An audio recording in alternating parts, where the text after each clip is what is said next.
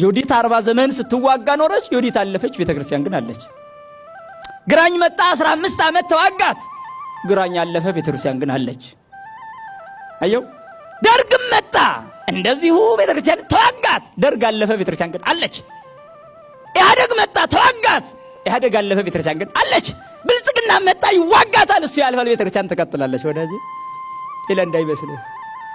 አየው። ያልፋል፣ እንዳንተዛዘብ አትሽመድመድ። ክርስቲያን ከሆንክ ክርስቲያን ነኝ ነው አለቀ። ከሃዲ ከሆንክ ነው ከሃዲ ነኝ ብለህ እለፍ። አሰን ጉዳይ አለቀ። አትልሰፈሰፍ። ፈሪሁላ ኦርቶዶክስ ሆነ ተፈራለህ፣ ተንቀጠቀጣለህ፣ ትሽመደመዳለህ። ለሆድ አደር አትሁን። ሆድህን ሳይሆን አምላክህን አምልክ፣ የፈጠረህን አምልክ። ጊዜያዊ መንግስት ተከትለ ሰማያዊ መንግስት አትርሳ። እንዲህ አይነት መልፈስፈስ የለም። ዓለም ይጠላሃል። አዎ ይጠላሃል። ገና ይገድልናል፣ ሞታለን። ይሄ በቃ ሐቁ ይሄ ነው። ይጠላናል። አዎ ይጠላናል። የጠላን ደግሞ ያሳድደናል። ያሳደደን ያስረናል። ያሰረን ይገፋናል። የገፋን ይገለናል። ደማችን ግን ክቡር ነው። ከክርስቶስ ደም ጋር ተዋህዷል።